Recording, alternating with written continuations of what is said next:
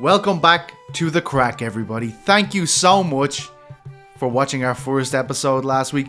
It warmed my cold, dead heart being in there in the chat with you guys, having fun while it was on. I mean, you were so nice. I was very intimidated.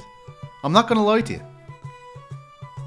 Aunt Evans was telling me for weeks, you've got to get in the chat, Petesy. And I was like, I can't face the abuse in the chat. I can't do it, Aunt. But of course, you were all fantastic. It was great fun in there. I know we're going to be having fun again today. As well we should, because it's UFC 308 tomorrow, man. Tomorrow this fight is going down. If you would have asked me in January what fight I'd be most looking forward to this year, and I knew that Ilya and Max were fighting, it would 100% be on top of the list. Just seeing them yesterday at the press conference, the interactions, Max being his usual, you know, I'm sticking to this line, this is the way I'm going. Ilya trying to tease it out of him. The confidence of Ilya is crazy. And I know a lot of people all week have been talking about Holloway, how gaunt he looks, moving back down to 45 after that Gaethje Sonder. That amazing fight over Gaethje. But very, very interesting. The whole card is stacked, to be honest.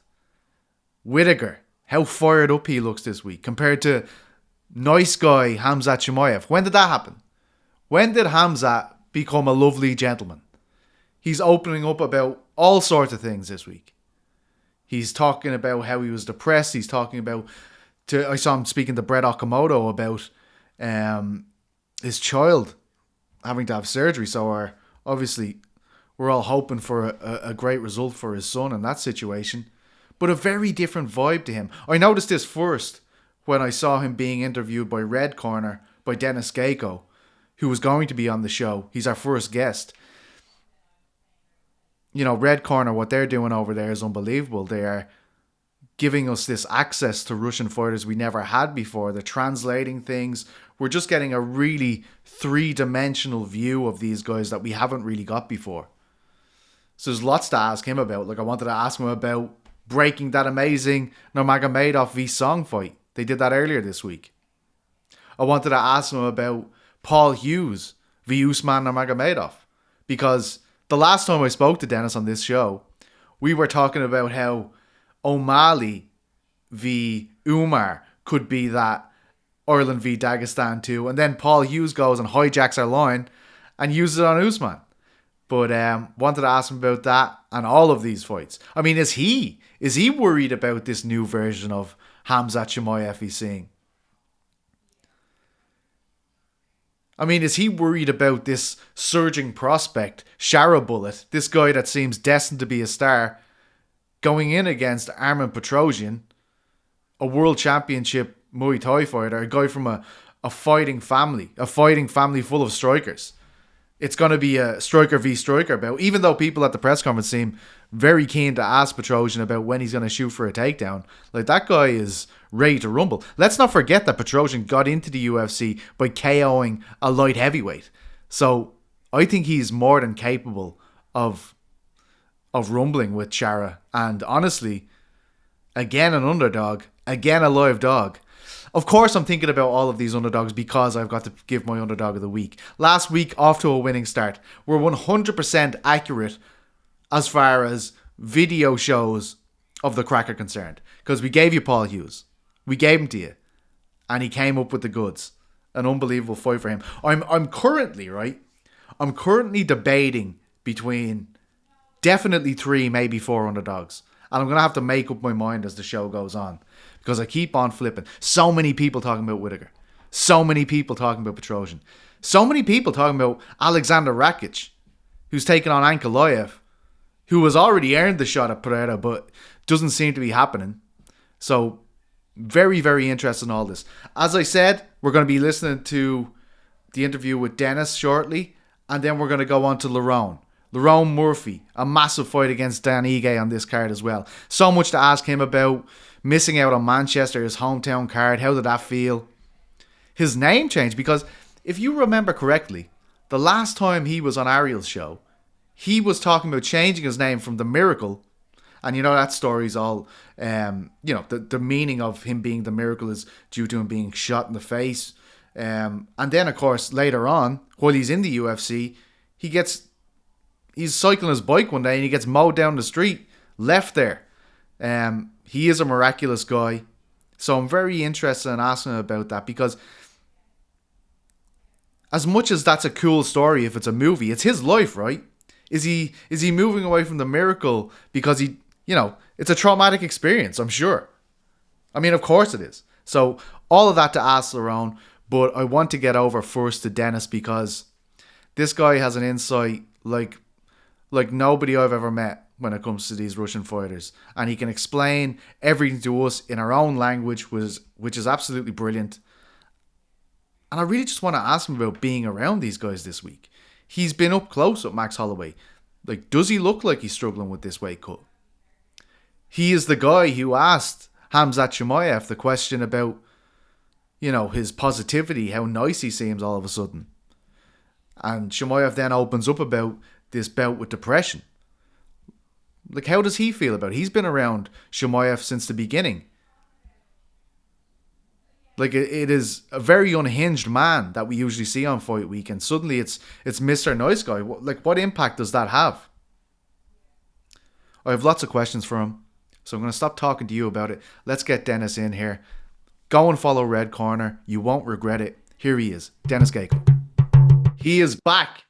Denis Geiko, the man behind Red Corner MMA, the man who has made the Russian side of the sport so accessible for all of us English-speaking people.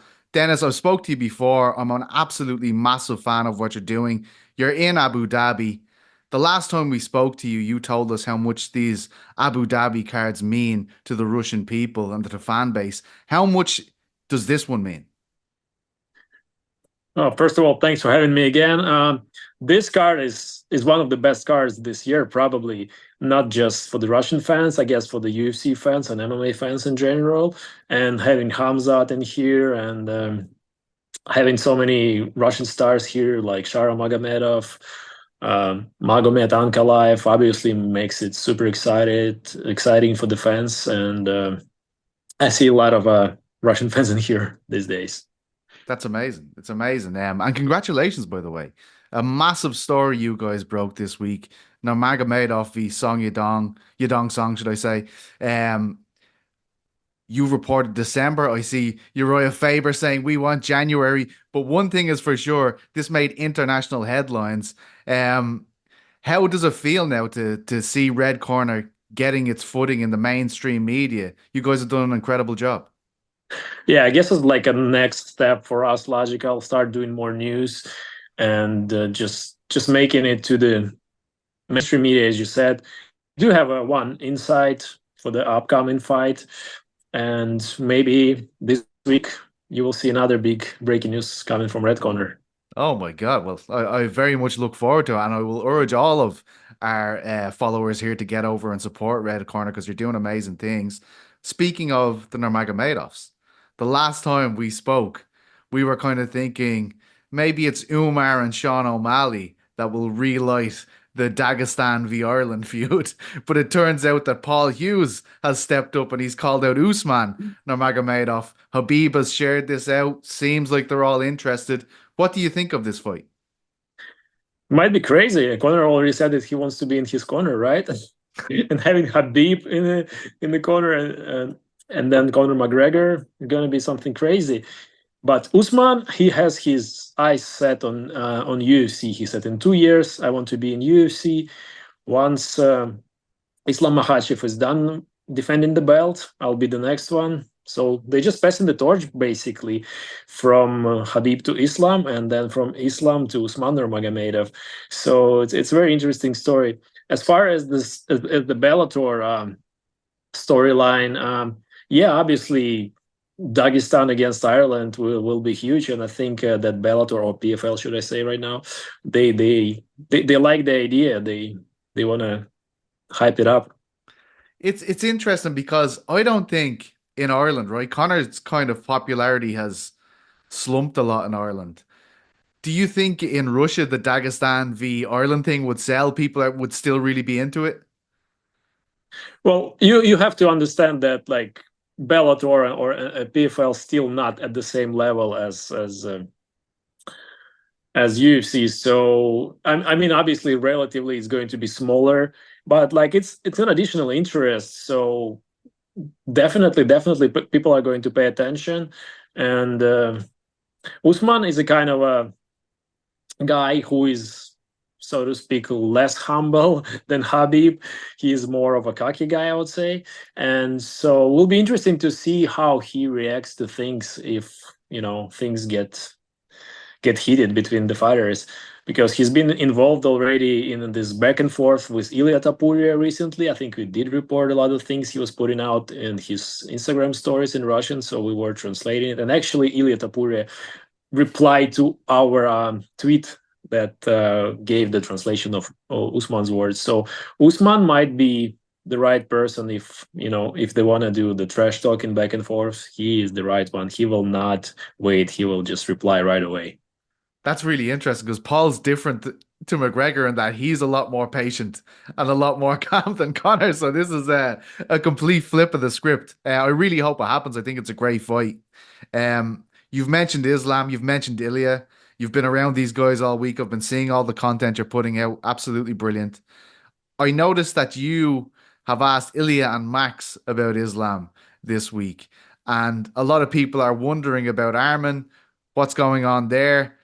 First of all, do you think you could potentially see the winner of Ilya v Max go on to fight Islam, or do you think Armin is in that spot? Well, Islam is not fighting Muhammad Bilal, right? So only logical fight for him would be fighting Arman for the defending light heavyweight, lightweight belt. But as a super fight, Ilya Tapura is definitely a super fight. So if Ilya wants to go up to lightweight, then it's going to be massive. And like, yeah, I already asked Ilya if he thinks that what he thinks about the idea of staging this fight in Abu Dhabi, because it's very approachable for the fans from Europe, from fans from Spain, from fans from Georgia, and obviously Russian fans. So combining all those fan bases in here would be a massive thing. And right now, Ilya is headlining the card in here, and like in all of the recent years, it was like some Dagestani fighter, right? Islam, Habib, they all were headliners with the exception of McGregor fight. But generally, like Abu Dhabi was considered by many fans as a home ground for Dagestani fighters, and now Ilya wants to make it his own place. So it will be interesting. But yeah, let's see what UFC decides and who fights Islam next. What is it like being around Ilya and Max this week? Obviously, Max fought at lightweight in his last fight, made a massive scene, obviously. But everybody keeps talking to me this week about Max looking very gaunt. It looks like the weight cut is affecting him. Whereas we saw Ilya at the press conference in the suit, looking very well, very hyped up. Have you noticed this with Max? Do you think it's more of a struggle now to make 145 than it was previously? Yeah, as I was just walking to my room here in the hotel, I met Max, and like he did look really affected by the weight cut, but he's still a nice guy, and he had a lot of UFC security around him, and they were just fans asking, hey Max, can you take photo? And just security was like, no, no, no. But Max is like, no, no, I got it. He just went there, took all the photos, took his time. He's a really nice guy, but yeah, he does really look very affected by the weight cut. And Ilya, in comparison, you agree with me? He looks fresh. Yeah, he does look fresh. He looks absolutely normal. Doesn't look like he started the weight cut pretty much. I mean, he probably did, but you cannot tell by just looking at him. Well, okay. Um, people are going to think I just brought you on here to talk about how great Red Corner is, and I partially did because you put out something great this week with Shimoyev on Instagram.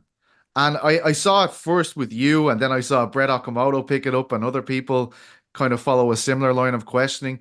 But you said to him, like, you seem so happy, you seem so jovial. And he kind of started talking about how he had suffered with depression for some time. Um, First of all, were you surprised that Chimaev was so open? Usually we know him as a very guarded guy. Um, what did you make of that? Well, I think Khamzat has changed lately, like the whole approach that he has about his career is very different, and he seems like a very different person, so calm, so relaxed. I mean, he's been a nice guy to a lot of people, like media guys, but right now he seems like extra nice, really, and like people are worried about it because we used to see the hungry wolf, and right now we're seeing this calm guy who wears nice clothes, doesn't need money anymore, and we'll see what he's going to be like in the cage. But he was a little bit aggressive today at the stare downs. I'm like, oh, we're finally seeing the old Khamzat. We need more of that because right now he seems so relaxed, so calm. You know, the first time we seen him wearing glasses, he said I wouldn't care to wear glasses before, but he had like some vision issues, and we'll see if he is going to bring the old hungry wolf into the cage. But so far, yeah, he seems like very relaxed and very happy person. It does take away from his general vibe, though, right? Like this guy seemed like we talked about it with Shara the last time I was talking to you too. Like this guy seems like a bad guy from a movie, and he seems like he is ready to kill and destroy at any second. Suddenly, when you see him like this, can you understand people kind of going, "Is he still gonna be Boars when he gets in there? Is he still gonna be tearing through guys when he gets into the octagon?" Yeah, he's definitely the villain, right? If we're talking about the movie role, he's like classic, pretty much, like the whole appearance, the whole vibe. And right now it's different, and I understand why people are wondering because, like, not all the fans watch fights to support some fighters. Sometimes they like to hate someone and they want to see him, getting destroyed. And that's one of the reasons, for people to watch the fights. And I guess Hamzat is losing those fans who were looking for him to get beaten and suffer his first loss. But we'll see. As I said again, it all depends on what we're going to see Saturday night once he enters the cage. Once he enters the arena with his walkout song, he usually very pumped up. He just runs, jumps, makes those wolf, ooh, you know, things, and hopefully we'll see the old hungry wolf again. Are you worried? A little bit, yes, a little bit. If he's so relaxed, if he takes it to the cage, it will be very strange. Interesting. Maybe he's more calculated right now, and like it's different approach. But he used to intimidate his opponents as well, right? Like when you enter in a cage and the doors is locked and you're seeing pretty much like a wild animal, right? The wolf. So we'll see what it's going to be like on Saturday night. There's lots of questions about whether he can come to the US, all this kind of stuff. Do you think if he wins, if he looks like the guy that we know he can look like, do you think that the UFC must give him a title shot at that point? Well, according to Hamzat, UFC is able to help him with visa, and he doesn't have any issues at the moment. And I think it all depends on where UFC will want to stage his title fight. Maybe they will do it again in Abu Dhabi because Abu Dhabi crowd loves Hamzat, and the organizers in here, the Abu Dhabi part, they they want fans to come, right? They don't want the stars from other regions. They want their own stars, and Hamzat is definitely one of them. So we'll see where they're going to give him a title shot should he win on Saturday night. What are you hearing from different media members over there about Whitaker? Because in the last few days, I don't know if it's because of the way Hamzat's been this week and the great videos you've put out with him, which again, even though it's not the guy we usually see, I thought it was an amazing, very revealing side of Hamzat. So I appreciate him being so open with you. But I'm hearing over the last few days, lots of media guys getting onto me saying, this is Whitaker's fight. I can feel it. He's not ready for someone like Whitaker. I believe Whitaker said it's going to be a 25-minute sprint. We know that he has the engine to do this. Are you hearing a lot of that as well? Like, is this the most doubt there has ever been around a Khamzat Chimaev fight? Yeah, I would say so. Even back in 2020, I think I asked Robert Whitaker at the press conference when Khamzat was just entering the UFC. I asked him, like, have you heard of this guy, Khamzat? He just fought twice in a week. And have you seen him? He said, yeah, the guy is a savage. And then I asked him, would you be open to fight him? He's like, no. I think I just hope he's going to stay at welterweight. So this clip is actually still making rounds up to this day. So it's actually funny. Back then he didn't want to fight him, and now I don't know if he was serious or not, though. But at least he was saying it jokingly. But right now he seems like a more confident, and yeah, people doubting Khamzat at this point, and for that reason, people think it's Whitaker's fight. Tell me about how you feel. I want to know the Russian mentality about Ankalaev because there's two fields of thought here. One is the UFC are afraid to put Ankalaev against Pereira because Pereira is their biggest star. I think that when Ankalaev fought Jan Blachowicz and then he retired and he was vocal about the decision, which he has every right to be, I think the UFC got upset with him. I think they were like, they don't want fighters to be that way. And I think this is them kind of pushing him back because of that, more so than him being this light heavyweight version of Habib. Because people seem to think when they're talking about this fight that he is this wrestling guy, this is all he does. But I see him as like a knockout artist, I think he's a great striker. Tell me how the Russian people feel about Magomed right now. It's a very strange narrative to be fair. Some people saying that Ankalaev is a boring fighter. He's never been a boring fighter in the cage. He might have been a boring fighter outside of the cage, and because he doesn't say things that we expect him to say, and he's being so calm, so relaxed. But inside of the cage, he's a beast. If you look at his fights, look the number of the knockouts, he's pretty much like Pereira, right? He just goes there and does his stuff. So I guess there could be some other thing, the thing that you mentioned, that UFC holds him for a reason, just making an example of him, like, to not go there, otherwise you will end up like this guy. Because it's also part of the game, like the matchmaking and different reasons why certain fights are made, certain fights are not made.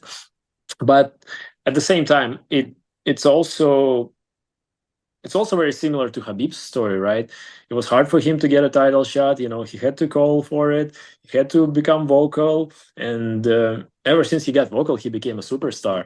So I guess Ankalaev has to follow the similar path.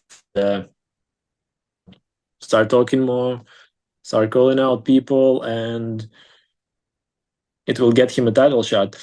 But all the fans in Russia and all the journalists obviously thinking that he does deserve to fight for the title, and that UFC really hides Pereira from Ankalaev.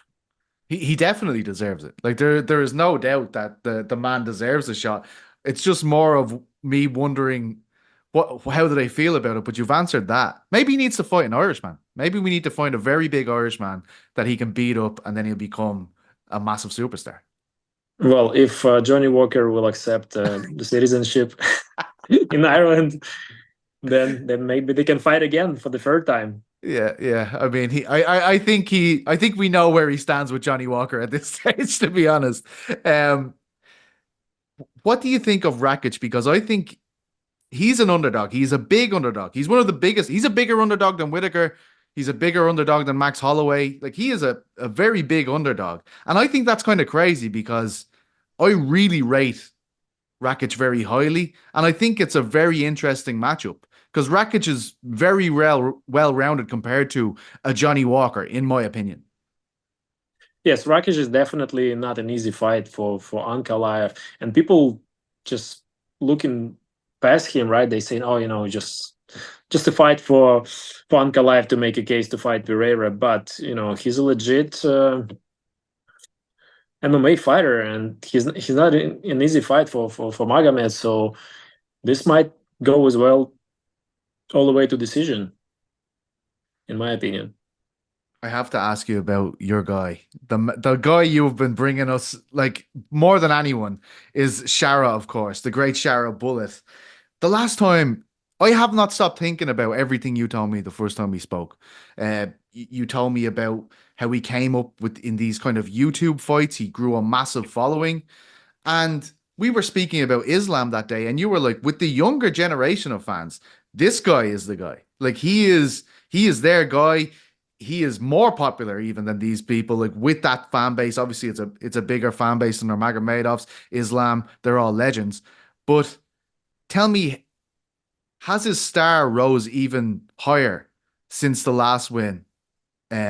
Obviously he fought and won again, but has it upped again?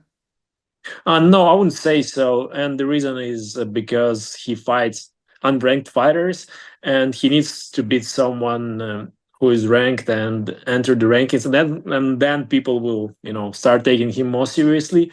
And there's another misconception about his upcoming fight. People thinking that he's getting an easy fight in Armen Petrosyan, but Armen Petrosyan is a world champion in Muay Thai. He is a legit fighter. They used to train in the same gym with Shara, and there are a lot of legends about their sparrings in there.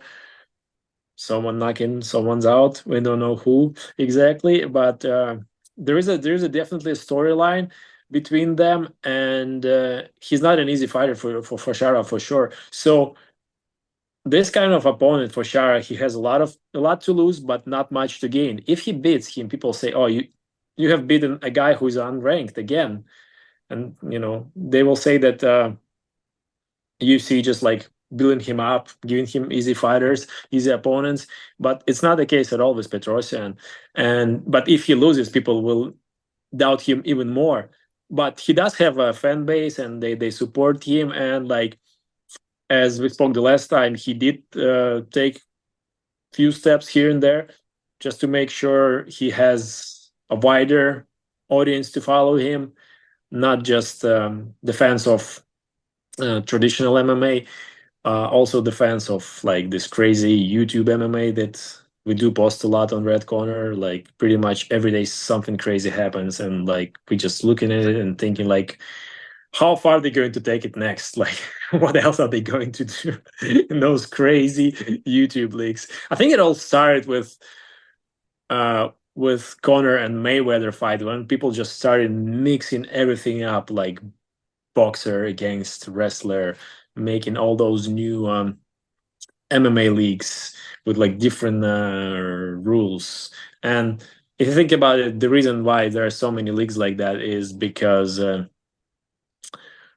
it's just easier to organize an MMA event in Russia. You don't need to follow a lot of commissions. You can just you know follow just like some basic rules, make sure you have an ambulance, safety, all of that, and then like do whatever you want. And yeah, Shara went through all those leagues, and he built some following over there. He's making sure that all of the countries towards him. Like every time he thanks a lot of people from different regions, and he does get a lot of support from different regions of Russia, not just from Dagestan. It's interesting because the last time we spoke, Oleg Shaychuk, we were talking about this guy used to fight at light heavyweight. You told me that Shara cuts about 5 pounds before he fights. Petrosian got into the UFC by knocking out a light heavyweight on Contender Series. He's obviously moved down to middleweight, but is that worrying you here as well? Like, this is a big dude. He's from a famous fighting family. As you said, he's a Muay Thai champion. That's where Shara's going to want to fight him, right? Everyone keeps talking. Even at the press conference, I noticed the media guys going, "Oh, Petrosian's gonna try and take him down." I was like, "What? Like this is he wants to stand with this guy." Um, you were slightly worried last time. How worried are you this time? Well, as I said, it's not going to be an easy fight for Shara, but I cannot pick the size here because they both Russian fighters. Even though Petrosyan represents Armenia at this moment, but he's a Russian citizen. He grew up in Russia. He used to fight for the Russian national team in kickboxing, and So I cannot say I'm worried, but this fight is going to be an interesting one, and it's going to be. I think it's going to be fireworks fight. Because both guys gonna show their striking, show what they do the best, and I think it's like the general trend in UFC. They do like the kickboxers. Tell me if I'm wrong. You need to get Shara to start hanging around with Magomed so he can kind of get some of this fame to rub off on him. Um, Before you go, and thank you so much, Dennis, for everything. I love talking to you. It's such an education every time. Which fight are you most worried about on the main card for the Russian guys? Well, let's consider Petrosian as an Armenian man here. But for Team Russia going in here, who do you think has the hardest task on Saturday? Well, it's a tough one. Khamzat has a tough task. Shara has a tough task. Ankalaev has a tough task. They all do have very serious opponents, and I think it's just going to be fireworks. I guess we just have to forget who we're rooting for and just enjoy the fights this weekend, because the fights are going to be amazing. I believe Shara against Petrosian, a kickboxing fight.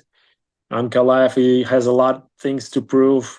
He wants to knock out his opponent. He wants to finish him early and make a case for fighting for the title. And same for Khamzat. Khamzat wants to fight for the title, and I do think the winner of Whitaker Chimaev should fight for the title next. So tough matches for all the guys in the main card, and very exciting ones. And who's your pick for the main event? Main event, Tapuria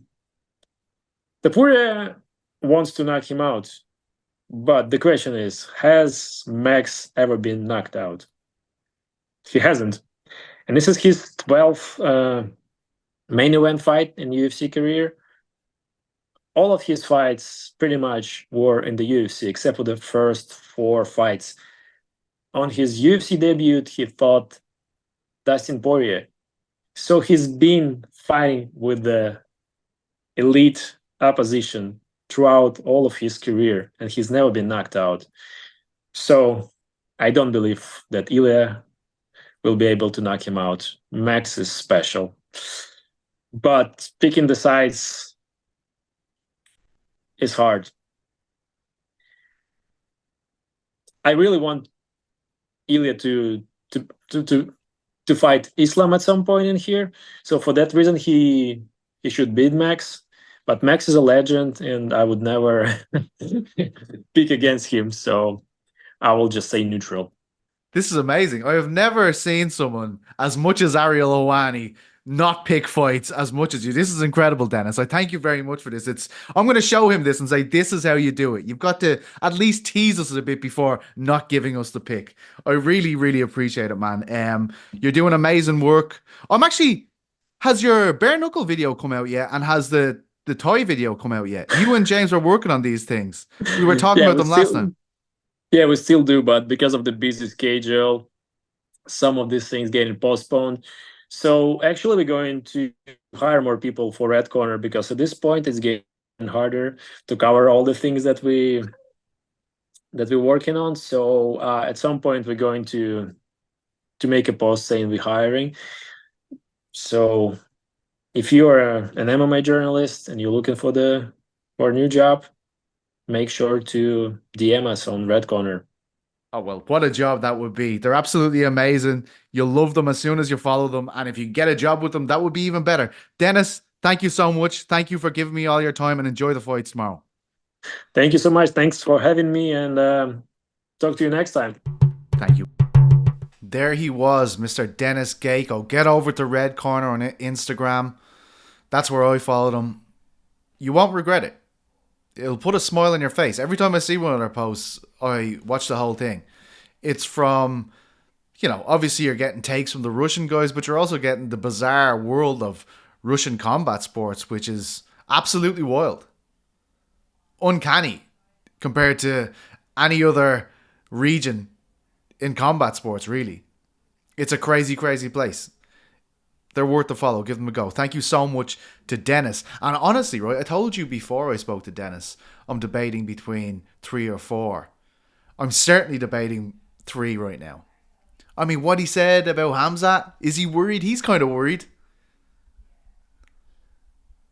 Very on the fence. I mean, I commended him for it. I mean, it's Ariel levels of not giving away your feelings on these things.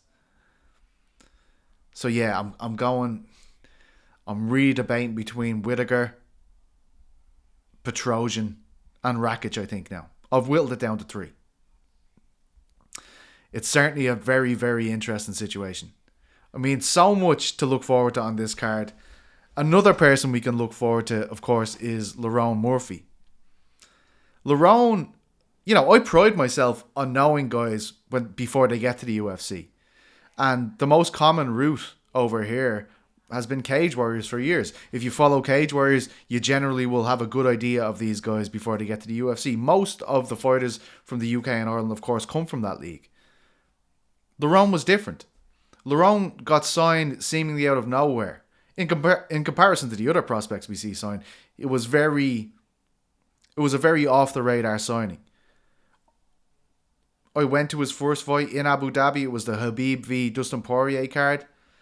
He was put in there against Zubaira Tukhugov, who kind of gained this infamy through the Artem Lobov thing with Khabib. And Artem and Zubaira were constantly going at each other. Suddenly, you have Lerone put into that spot. And it was a wild scene over there. It was a makeshift tent that they had built.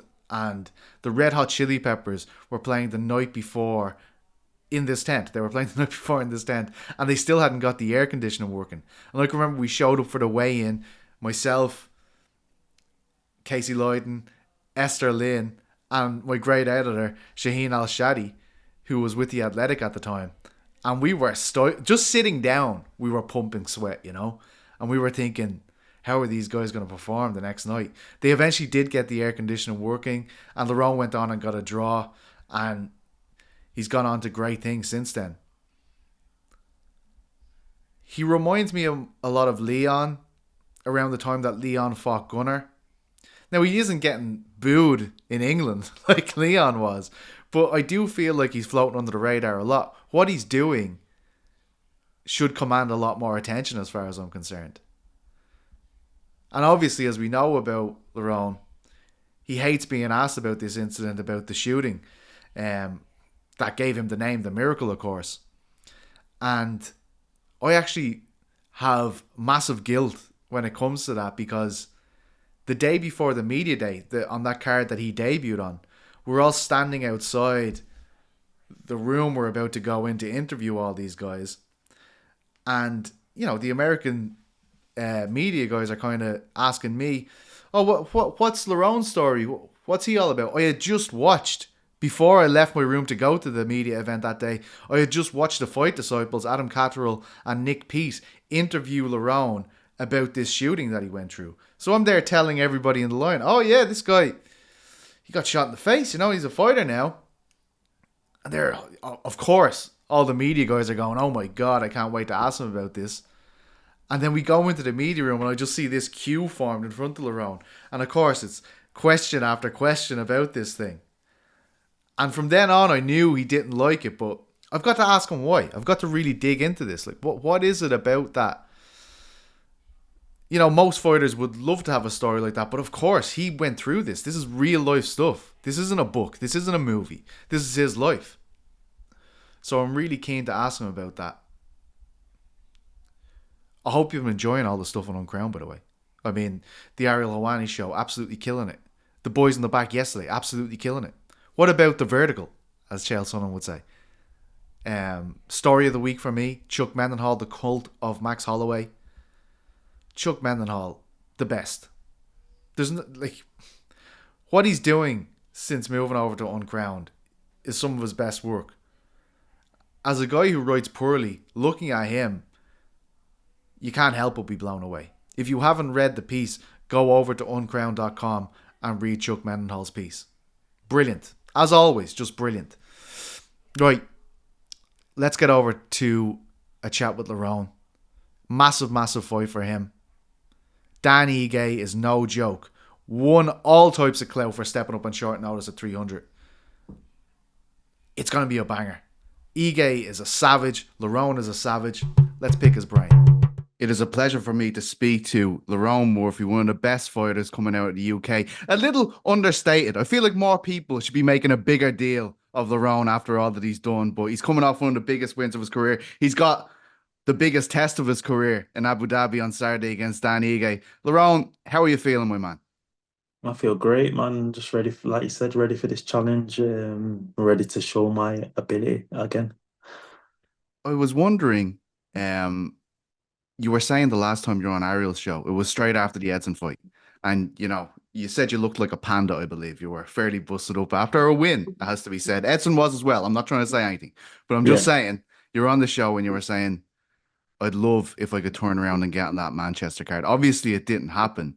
But my question to you was, how did that feel not to be on that card? To be honest, I was happy that I got the win, and I went to watch the show. I would have liked to be on there, obviously, but to me, yeah, it's a bit sweet, but it wasn't too bad as I thought. I thought when I got there, I'm going to be heartbroken. Why am I not on this card? But that's all right. That's all right to spectate. My time's going to come, and I believe that. I truly believe that. So I'm just letting everything just fall into place correctly.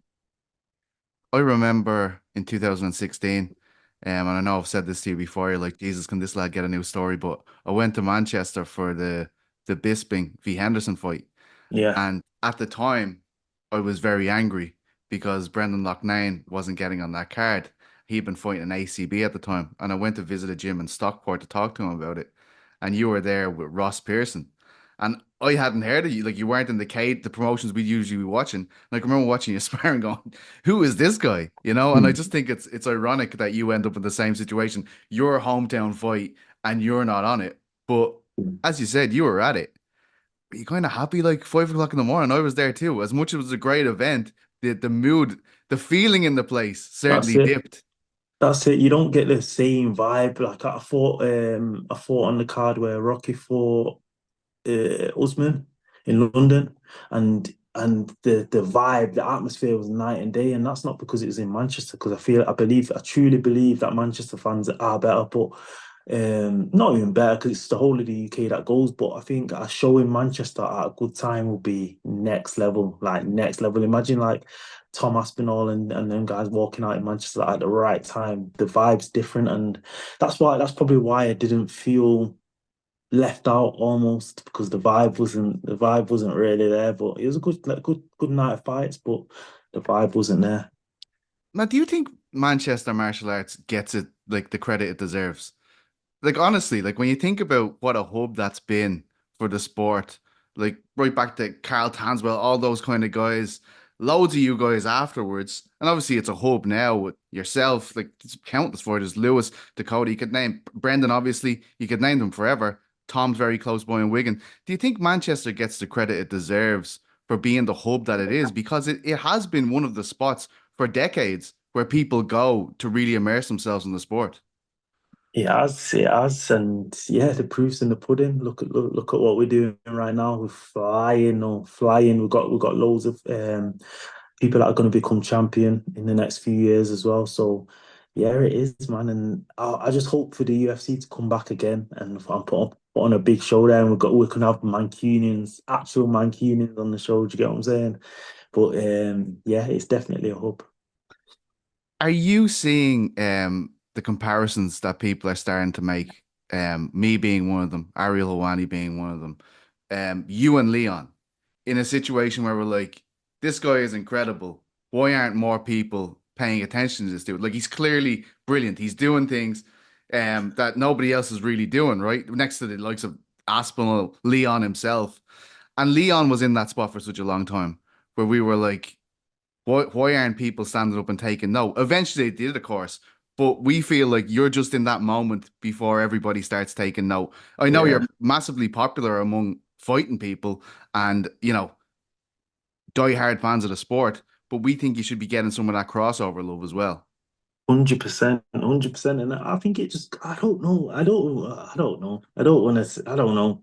I just think it just comes down to like relatability and because you see less of fighters getting more Do you get what I'm saying? More attention and stuff like that. People are doing well. Obviously, you get the paddies and that are doing well now, fighting well, and he gets a lot of attention because he's loud and stuff. But I believe me and Leon are more quiet. Aspinall's quiet as well, but you know what I'm saying. But I don't know. It's like the dawn of the nice guy, I think, because as you said, Arnold, you have Leon as well, really nice guy, Yeah, quiet guy, Tom, yeah, quiet guy, and now you. yeah. Maybe this is the dawn of the understated nice guy that become fan favorites. I hope so. We'll see. We'll see. We'll see. Um, Tell me what you remember about your debut. I was at your debut in Abu Dhabi, Mm, and mm, it was a hard fight. And I can remember yeah. everybody kind of saying, "Jesus, they've taken Lerone in here. He's kind of set up for a loss. He's fighting like Habib's best mate. Like Mm. Habib's fighting Poirier at the top of the card, and you went in and you had an awesome display. Came away with a draw. But the thing I remember is, I think I've said this to you before as well. We're waiting in the queue outside, and everyone, like all the media, are talking because we're about to go into the media day. And they're like, "Oh, Petesy," because I'm the European guy. "What do you know about Lerone Murphy?" And I was like, "Oh man, wait till you hear this." I tell them the story, and then they all queue up in front of you and ask you about the shooting, etc., for a Yeah, very long time. yeah, I apologize again for that. yeah. But That's okay. what do you remember from that debut, and how overwhelming was it coming from the regional scene straight into that moment? It was surreal. It was surreal, really. It was just like I just remember everything was just like new. Everything was brand new. Like you don't know what to expect. Like literally everything was brand new to getting the kit to being in the hotel room to walking out in front of fans. Obviously, I've never fought in front of that many fans, and everything was just like new. Even feeling the canvas, and I had never felt the canvas before. Everything was new. But what I do remember was it was hot That's hot. I right. remember I was dripping, walking from the car to the arena, dripping. It's crazy, but that's probably my best experience from fighting ever, for That was the sure. tent, right? That was the one that was in the big tent. It Yes, was so warm. There was yes, not. They only got the air conditioning working the night before, so they yeah, couldn't yeah. actually fill it with air. But on the day, it was so hot, man. I remember I was Oh, in the back, and fighters were coming out after fighting, and they were just like, I was gone yeah, after it's three dripping. minutes. You Yeah, know. yeah, yeah, dripping. It was horrible. It was horrible, but it was good. It was fun. It was fun. So you've seen Abu Dhabi improve as a venue because you fought there so many times now. So you've actually seen it gradually build into what we see today, which is an amazing sports venue, to be fair. I have, yeah, I have. I've been coming here for 5 years now, so yeah. But the Etihad Arena is amazing. Next level, second to none, really. Tell me this: you told Ariel the last time you were debating about throwing away the name the Miracle. We love the Miracle. Where do we sit with that now? Are you the Iceman? Are you the Miracle? Where are we going? I'm keeping the miracle. Yes. It's got its own meaning in it. So few people have told me just keep the miracle. So yeah, we're the miracle still. I'm not asking particularly about the incident that brings you to be called the Miracle because I know you're fed up with that. But what I will ask is, are you surprised that people are like, why don't you talk about it more? When these are like horrifically traumatic things that happen to you, you're like, you just want me to whip this out every time I'm having a chat with someone. Oh yeah, remember this? Exactly. It's like it's not something fun. It's not like a cool story. Do you know? Maybe to other people, but it's not like something I want to be known for or whatnot. Do you know what I mean? Hmm. Like imagine like obviously I'm gonna have to my son will ask me one day about it, but imagine him clicking on YouTube to type my name in and all this comes up. Do you know what I'm saying? It's negative. Who cares? I don't anyway. It's that's why you remind me of Leon too. Like he's obviously had a previous life before all this. He's turned his life around, but you never hear Leon sitting down and going, "Oh, and then I did this, and then I did this, and then I did this." He wants to be a kind of a beacon of what. Well, look at what I am now. Why do we Get him have in to? there. Why do we have to Yeah. keep looking back? That's it. And you see a lot of guys on social media that want to try and glamorize and claim fame and look like this person and that person. And it's just like it's like you're going on like you want the kids of the youth of today to go on and do better, but you glamorizing the life, you know what I mean? And talking about it like it's cool. I don't think it's cool. So I'm not gonna talk about it like, oh, I've done this and then I've come to this, and because that's what they believe. They believe that they can start doing whatever and then turn it around anyway. But it's like you just want to get straight to this. Do you know what I'm saying? Mm. Straight to the positive earlier instead of going through all that. That's amazing. You kind of see yourself like you understand your position where you are. You're where like for a lot of people where you're from, you're probably a guy where they look up to, like, look at what this guy's doing. So you're conscious of, I don't want to keep repeating this kind of stuff and filling their Yeah, heads with it. for sure, for sure, for sure. And your son as well, like you said, your son will ask you eventually, like, do you feel like that as well? Like, I don't want to keep on pushing this narrative out about myself. You know, I want the good things about myself. I want my son to see that. 100%, and even just not even just obviously him, he's the most important, but even just everybody else. I want people to know me as a good fighter and not the guy that got shot. Do you get what I'm saying? Like I feel like I've done enough in this sport already to be recognized as a solid fighter. You definitely have. You definitely have. Tapuria v Max top card. I like the situation here. You know what I mean? You get to be like, you know, you're very close. If you do something impressive, people go, "Do you remember that guy? Yeah, yeah, Why do yeah, I put yeah. this guy in there?" Uh-huh, uh-huh. Tell me what you think of that fight. It's one of my favorite fights of the year. Excellent fight, and I believe this is the best featherweight matchup I've ever seen. Obviously, other than Conor Aldo, that was going to be a good matchup. But this fight here is next level, and I think nobody knows what's going to happen, right? Everyone is obviously going to go for if Topuria catches him, he's going to knock him out, obviously. But I believe Max is a smart fighter, and if it goes the distance, I can. He wins if it goes the difference, 100%. Max, Yeah, if it goes a distance. do you think it's a tougher fight for Tapuria than Volk? Yes, 100%. Why? Because I believe and I believe Volk's a similar fighter to Topuria. He's short, he's stocky, he's gonna try to get close to you and hurt you. But I believe Holloway can keep him at range and throw some different techniques that he's not used to the kicks and stuff like that will help. So who are you picking? Like you kind of sit on the fence there, if you don't want me I saying. You're am, like, I if this am guy's sitting on going the the fence. distance, this guy catch him early. This is like something bums like me say, Lerone. Please give us a pick for Christ's sake. I've probably switched my pick on every interview I've had today, but don't know, man. I'm gonna go Topuria. No, I'm gonna go Holloway. I'm gonna go Holloway. He I'm just gonna go flipped it up Holloway. in the moment. That's amazing. That's amazing. Um, I feel like you really respect someone like Dan Ige. Like, obviously, we know about the short notice fight. It's become a thing of legend, but that's real fighter shit, right? Like, that is Yeah, when you hear that, you're like, I would love to be that guy. I think we all look inside ourselves and think, I would love if I could be that guy that steps up like on a few hours' notice, right? yeah, um, yeah. I believe I do respect him. That was crazy to do. I believe a lot of guys in the top 15 would have took that opportunity. That's a big opportunity. Big opportunity. UFC 300. And he would have got different level paper for that. He would have got reimbursed nicely for that. So I think it was a no-brainer, but it was cool that he done it. And yeah, you can tell he's a real fighter. We see different versions of Lerone based on the people that you fight, which makes sense, obviously, as a guy who's tactical and everything like that. What do you think Ige brings out of you on Saturday night? Gonna bring the best version of me. I have to be the best version of me. I have to be sharp, and I have to use my full MMA skill set against him as well. So it's going to be a good fight, and I think he's going to push me to the point where I get to show my ability, real ability. And what does it do for you?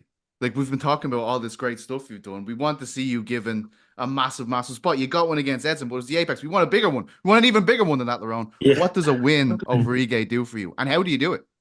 I'm a top contender straight away. I'll be 15-0, 15-0, 8 fights in the UFC, and I'm looking at top five from there. Diego Lopez is backup fighter this weekend.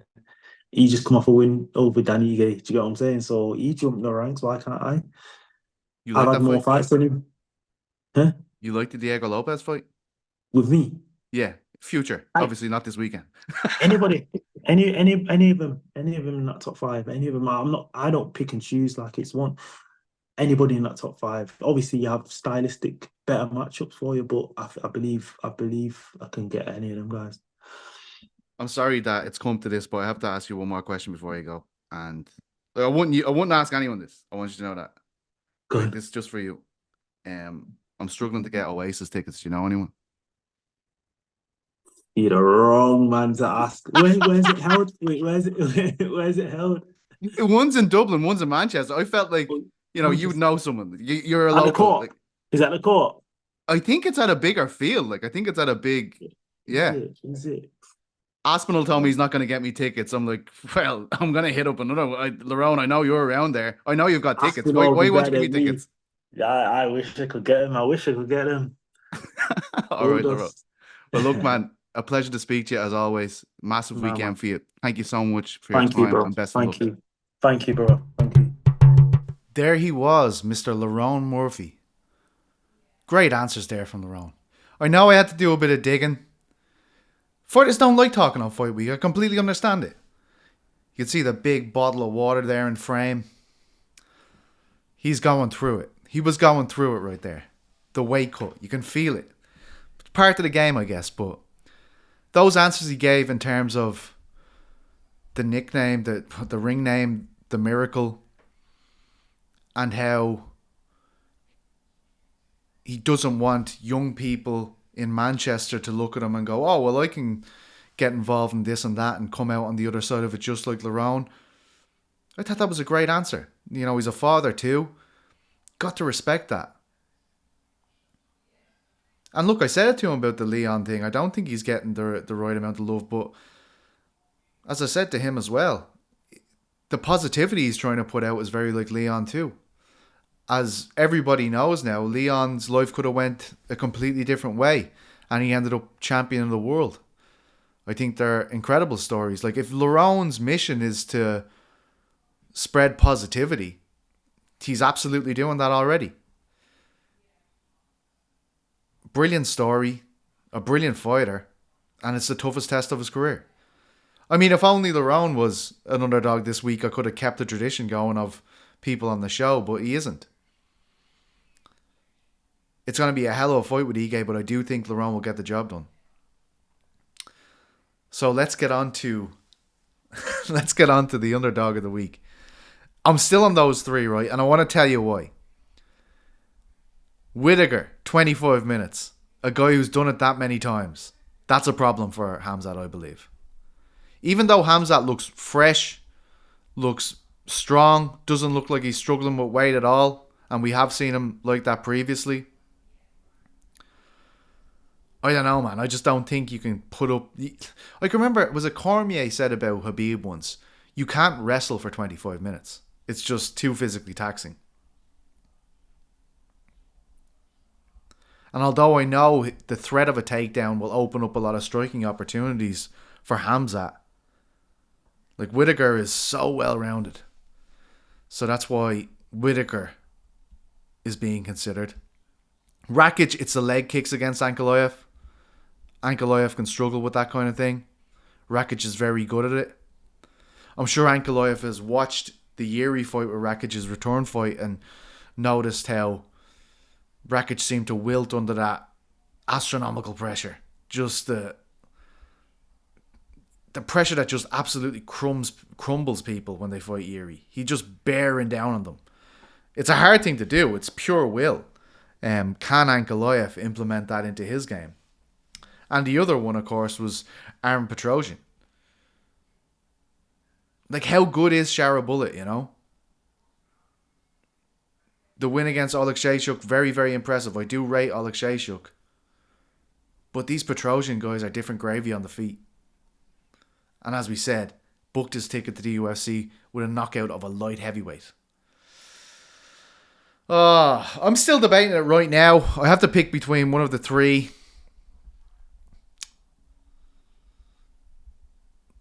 I think I'm going to go with Petrosyan. Worst case scenario, we come out 50% here, you know? We're batting 500, which isn't bad for underdogs. It's tough to pick an underdog, but Petrosyan or Whittaker, I think. No, it's got to be Petrosyan. It's got to be Petrosyan. That's who I'm going with. Book it. He's an underdog. I think he's flying under the radar. That's who I'm going with. We have a host of things going on during the fight, as you guys know, as Ariel has been talking about, as the boys in the back have been talking about. There will be a watch party going down as this fight is going down. So join GC, join all the gang there. It's going to be great fun. Maybe Maybe I'll even pop in to say hello. If you wouldn't mind, of course. But it's going to be an amazing fight. I'm really, as much as I love Max Blessed Holloway, I have a strong feeling about Ilya coming into this fight. It just seems like a guy in his moment, you know. Sometimes fighters just hit a little run where they just seem untouchable. Ilya seems like that for me right now. Everything is hanging in the balance. The Santiago Bernabeu, the home of Real Madrid, the idea of him fighting there. Dana White saying at the press conference, we're looking at Barcelona or Real Madrid. It's two of the biggest stadiums in the world. And based on conversations I've had before with Spanish media members, they honestly feel like they can fill it, this 80,000 odd seater, if they put the right price point on it. I would do everything in my power to be there. I'm sure GC would want to come with me too. We could do our first on-site reporting from there. It would be fantastic. Whatever you're doing this weekend, make sure you enjoy the fights. It's going to be brilliant. This card will absolutely deliver. It's nice and early too, even for us. It's very early for you guys in the US, really nice and early for me over here. So very much looking forward to it. Thank you again for tuning into the Craic. It means a lot to me. It means a lot to me for giving the opportunity by Ariel. I'm having a great time doing it. I hope you enjoyed the interviews. Let us know in the comments if you did. Make sure you're subscribing, all that good stuff. Tune into the boys in the back. Not the boys in the back, the watch party. It's all these names. I get confused. Thank you again so much for tuning in. We'll see you next week. Enjoy the fights.